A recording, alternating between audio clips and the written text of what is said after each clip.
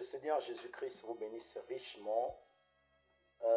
C'est encore une grâce aujourd'hui que nous puissions nous rencontrer. Nous rendons grâce au Seigneur à chaque instant, lui qui a permis qu'on puisse voir ce jour, lui qui nous a soutenus tant dans tout ce que nous faisons. Et aujourd'hui, j'aimerais prendre encore un élément très important, un élément qui peut nous aider encore. Il s'agit du complexe, parce que nous avons parlé autrefois du complexe des supériorités. Aujourd'hui, nous allons parler du complexe d'infériorité. Donc, nous savons que beaucoup de gens sont complexés. Donc, vous pouvez complexer à cause de ce que la nature vous a privé ou encore de ce que vous n'avez pas encore. Donc, beaucoup de gens sont victimes d'inhibition, ce qui crée beaucoup d'ennuis dans la marche chrétienne. Et nous allons voir d'abord ce qu'on entend par à quel moment on est complexé. Bon, le plus important, ce n'est pas le fait qu'on soit d'abord complexé, mais ce que le complexe peut engendrer. En réalité, le complexe engendre beaucoup de choses. Donc, le complexe peut vous emmener à manifester de l'incrédulité. Nous connaissons dans la Bible l'histoire de Nombre 13, versets 27 à 33. Il s'agit de l'histoire des Juifs, donc les enfants de Jacob. Donc parmi les 12 tribus, on a envoyé 12 hommes dans le but d'espionner la nation qui leur a été donnée. Donc Canaan, donc Jéricho, la ville de Jéricho. Et quand ils arrivent, ils ont observé partout, ils ont montré l'évidence, ils ont dit la vérité, c'est que c'est un pays où coule le lait et le miel. Mais au lieu de s'arrêter sur ce qu'ils allaient dire, mais ils ont commencé à faire l'apologie des gens ou encore des habitants de cette nation.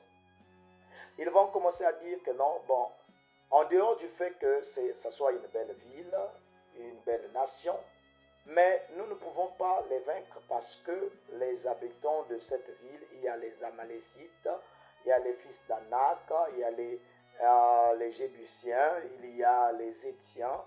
Donc, ils sont des grandes personnes, ils sont de la race des géants.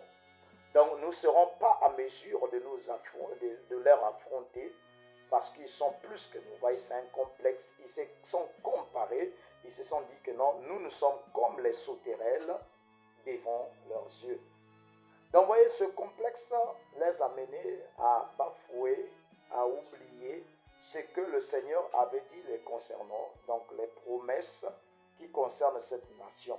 Vous voyez, à cause de quoi le complexe d'infériorité peut créer ou encore peut vous amener à être incrédule à la parole de Dieu, à la volonté de Dieu. Et c'est ce qui s'est passé avec Israël. Le complexe peut emmener les gens à la jalousie et la haine. L'histoire des disciples nous parle beaucoup de cela. Les disciples de Jésus-Christ. Si vous lisez dans le livre de Marc 9, le verset 38, on raconte que Jésus avait envoyé ses disciples en mission. Donc pour aller chasser les démons, guérir les malades, ainsi de suite. Malheureusement, quand ils vont revenir, ils vont dire, Maître, nous avons vu un homme qui est en train de chasser les démons en ton nom et nous l'avons empêché. Et Jésus, en l'écoutant, il dit que non, s'il n'est pas contre nous, c'est qu'il est avec nous. C'est ainsi que Jésus va leur répondre.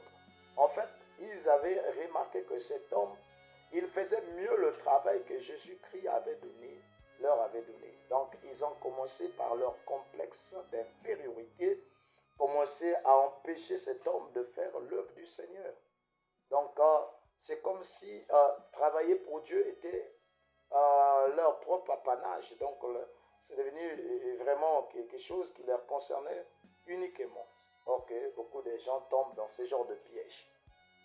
Vous voyez que non, dans cette histoire, nous pouvons voir aussi beaucoup d'histoires comme ça, les pharisiens avec Jésus-Christ. Si vous lisez dans l'histoire de Jean 11, verset 47, les pharisiens vont dire que Jésus-Christ faisait tellement de miracles. Donc, il faisait plus de miracles que eux. par ce complexe d'infériorité, il va dire que non, faut l'arrêter, il faudrait qu'une personne puisse mourir pour que les autres puissent vivre. Vous voyez, c'est toujours le complexe d'infériorité. Et ce complexe d'infériorité s'est aussi avéré, ou encore ça s'est fait remarquer avec Saoul devant David. Voyons que David accomplissait des grandes choses et les gens l'appréciaient. Et voilà, la jalousie s'est levée, s'est développée jusqu'à engendrer la haine. Ce qui a fait que Saoul puisse préparer beaucoup de traquenards dans le but d'arrêter David et le faire mourir. Et ça, ne vous en faites pas, ça arrive beaucoup de fois avec les gens d'aujourd'hui, à l'instar des chrétiens, en triffe bien sûr. Donc, c'est ça le problème. Il y a aussi l'histoire de Amathia, un roi d'Israël. Ce roi Amathia est parti combattre les Édomites et les prophètes ont parlé et ils ont eu la victoire. Malheureusement, quand il revient encore avec les divinités de là-bas parce que les Édomites étaient un peuple développé, un peuple qui avait la civilisation très avancée et leur manière de faire donc a séduit le roi Amathia, le père d'Ozias. Et voilà, il a fini par oublier ce qu'il était auparavant, oublier sa religion et voilà, adopter cette idole-là et commencer à les adorer.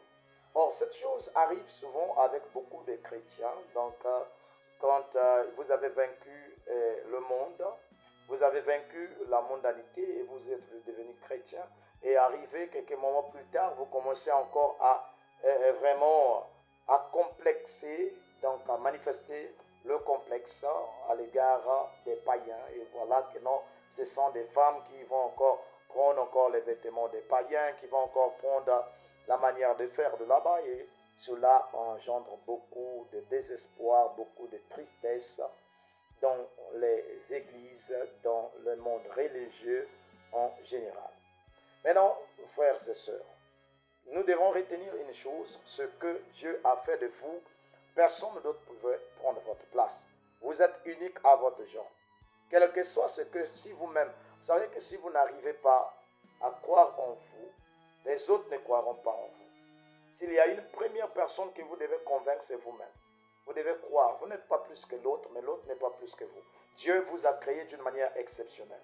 Ainsi David dira dans le livre de Psaume 139, « Je te loue Père parce que je suis une créature merveilleuse. » Il a reconnu cela qui n'était pas n'importe quelle créature, c'était une créature merveilleuse.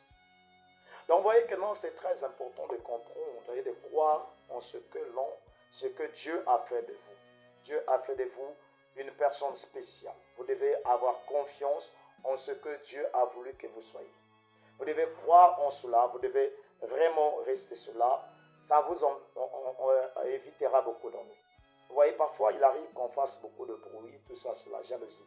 Dès qu'une personne achète des véhicules, certaines choses que tu n'en as pas, c'est devenu vraiment, tu commences à te comparer.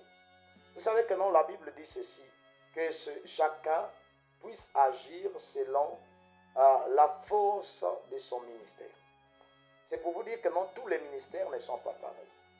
Donc, chaque ministère a une énergie donnée que les autres n'ont pas. Chaque personne a une capacité que l'autre n'a pas. Donc, respectez ce que Dieu a fait de vous et nous allons arriver très loin. S'il a fait de vous pasteur d'une petite église, bénissez Dieu pour cela. S'il a fait de vous pasteur d'une grande église, bénissez Dieu pour cela. Il n'est pas idiot, tout ce qu'il fait est merveilleux. Donc, si Dieu a fait de vous une femme courte, bénissez Dieu. Une femme sombre, bénissez Dieu. Une femme brune, bénissez Dieu.